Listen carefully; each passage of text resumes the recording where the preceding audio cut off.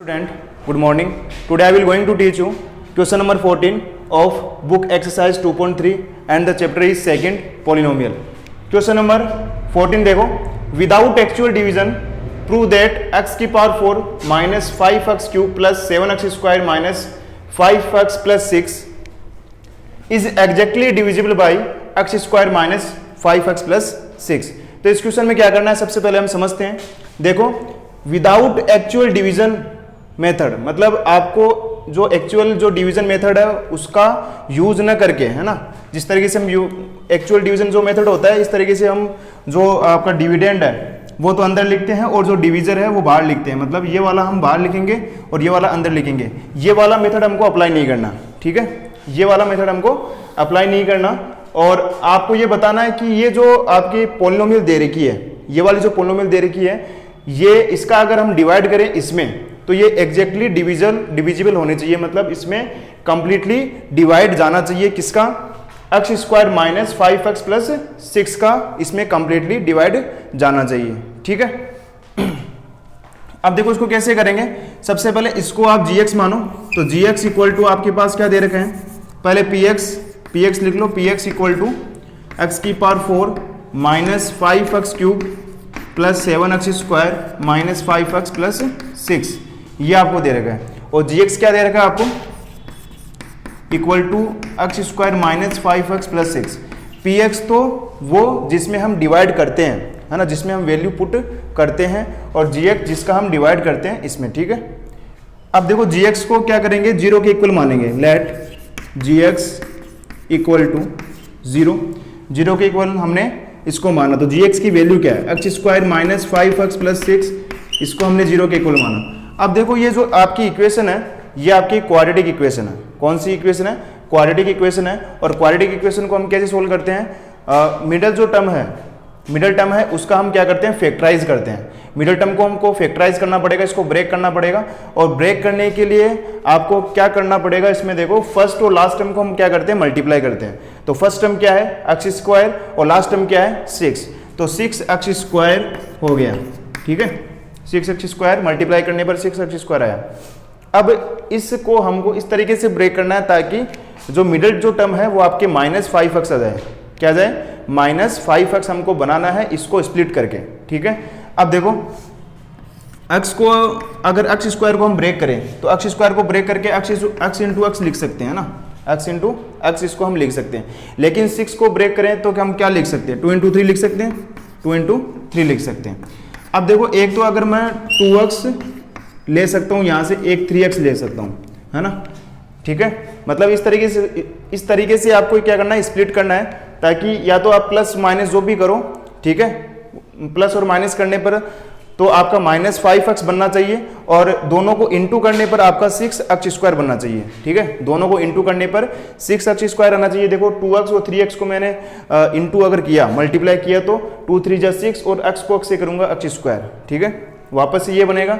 और प्लस और माइनस करने पर जो भी है वो आपका माइनस 5x बनना चाहिए. तो हम क्या लेंगे, देखो साइन क्या ले सकते हैं, अगर ये माइनस ये माइनस, अगर दोनों हम माइनस ले तभी आपका माइनस 5x बनेगा यहाँ से, ठीक है. तो दोनों साइन कैसे लेने पड़ेंगे, माइनस लेने पड़ेंगे, ठीक है. अब देखो X square minus 3x minus 2x plus 6 equal to 0. अब यहाँ से वैल्यू कॉमन निकालो. इसमें कॉमन क्या आ रहा है, इसमें x कॉमन आ रहा है इन दोनों में, तो इन दोनों में x कॉमन आ रहा है. कॉमन लेने का मतलब क्या होता है, डिवाइड करना. तो x स्क्वायर में x का डिवाइड करो तो एक पावर तो आपकी कटी जाएगी, है ना. तो यहाँ पे क्या बचेगा, x बचेगा, ठीक है. अब साइन जो माइनस का वो यहाँ पे पुट कर दो, ठीक है. अब 3x में अगर मैंने x का डिवाइड किया तो x से x तो कैंसिल आउट हो गया, है ना. 3x में x का हमने डिवाइड किया तो x से x तो कैंसिल आउट हो गया. बचा क्या, रिमेनिंग क्या बचा है, 3 बचा है, तो यहाँ पे वो 3 आपका आ जाएगा, ठीक है. अब इन दोनों में से मैं क्या कॉमन ले सकता हूँ, ठीक है. तो मेरे को क्या कॉमन लेना पड़ेगा, 2 कॉमन लेना पड़ेगा. और बाहर जो साइन है वो आपका माइनस का है, तो माइनस भी साथ में आपको लेना पड़ेगा. तो -2 मैंने कॉमन लिया. अब जैसे -2 मैंने कॉमन लिया तो अगर मैं माइनस के 2x में, माइनस के या फिर 2x में अगर मैं 2 का डिवाइड करता हूँ तो ये हो गया आपका 2 से 2 कैंसिल आउट हो गया, x बचा, है ना. तो यहाँ पे x बचेगा. अब जैसे ही आपने माइनस साइन कॉमन लिया है ना बाहर, तो ये प्लस का माइनस हो जाएगा यहाँ पे, ठीक है, ये साइन आपका यहाँ पे चेंज हो जाएगा और 6 में 2 का डिवाइड करोगे तो कितना बचेगा, 3 बचेगा इक्वल टू 0। अब ये थोड़ा आपको ये ध्यान रखना पड़ेगा कि जैसे आपने ये फैक्टर जो बनाया है x माइनस 3, ये दोनों फैक्टर आपके कॉमन आने चाहिए, है ना। अगर ये आपके जो फैक्टर है वो अलग अलग आ रहे हैं, जैसे यहाँ पे x माइनस 3 आ रहा है, यहाँ पे x प्लस 3 आ रहा है, तो ये आपका जो सॉल्यूशन है वो गलत हो सकता है। इसलिए ये दोनों जो है x माइनस 3 ये दोनों आपके सेम आने चाहिए, ठीक है। अब देखो एक तो आपका बन रहा है x माइनस 2 फैक्टर, एक आपका बन रहा है x माइनस 3 फैक्टर आपका बन रहा है यहाँ से, ठीक है। उसके बाद में हम क्या करेंगे, एक बार तो x माइनस 2 को 0 के इक्वल मान लो, x minus 2 equal to 0, then x equal to कितना आया, 2 आ गया, ठीक है। एक बार x माइनस 3 को 0 के इक्वल मानो, x minus 3 equal to 0, then x equal to 3 आ गया। ये दो वैल्यू हमारे पास आ गई है, x equal to 2, x equal to 3। अगर आपको gx अगर आपको क्वाड्रेटिक इक्वेशन में दे रखा है तो सबसे पहले आपको क्या करना पड़ेगा, आपको उसको फैक्टराइज करना पड़ेगा, ठीक है। पहले आपको फैक्टराइज करना पड़ेगा, उसके बाद में वहाँ से x की वैल्यू आपको निकालनी पड़ेगी और वो x की वैल्यू आपको px में पुट करना है, ठीक है।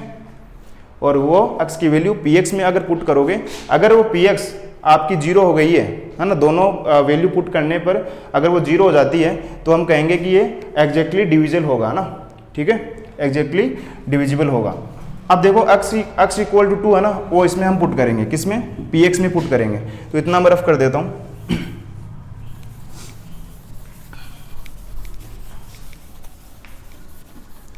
अब देख यहां पे लिखेंगे पुट द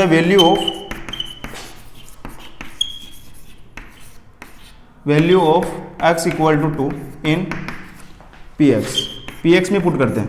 देखो p2 आ जाएगा यहाँ पे, है ना, x की जगह हमको कितना पुट करना है, 2 पुट करना है, तो p2 आ जाएगा 2 की पावर 4 माइनस 5 इंटू 2 की पावर 3 प्लस 7 इंटू 2 का होल स्क्वायर माइनस 5 इंटू 2 और प्लस 6 हो गया।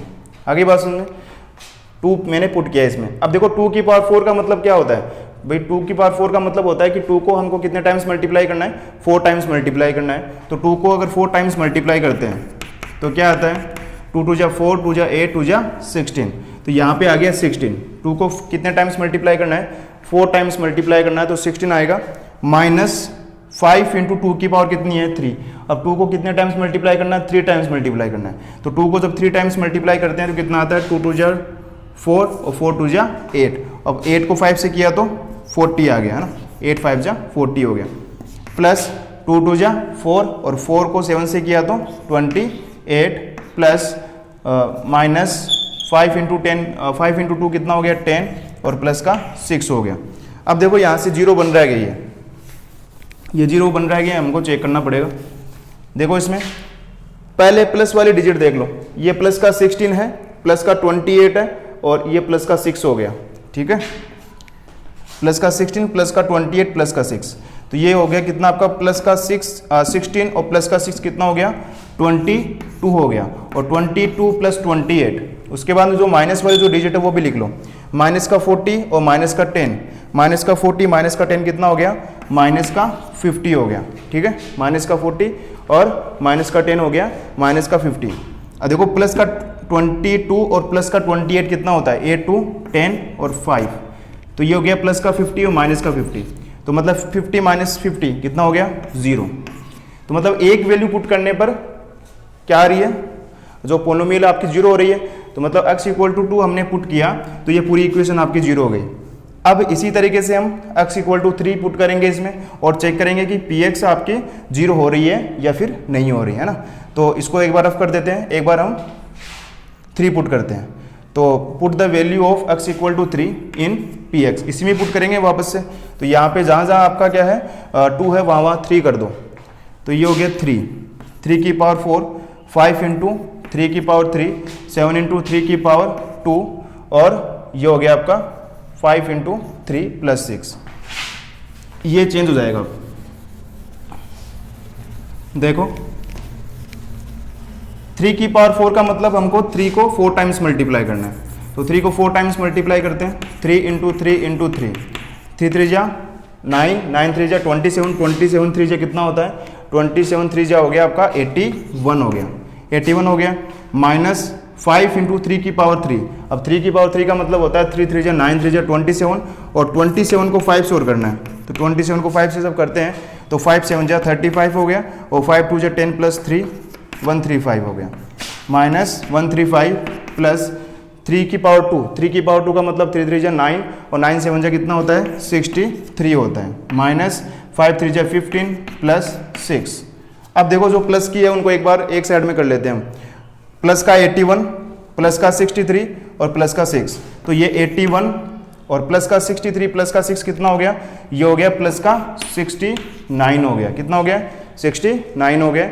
और इसमें देखो माइनस का 135 और माइनस का 15, इन दोनों को ऐड कर लो, तो इन दोनों को ऐड करेंगे तो 9 प्लस 1 10 और 7 प्लस 8 कितना होता है 50, है ना, 15 हो गया।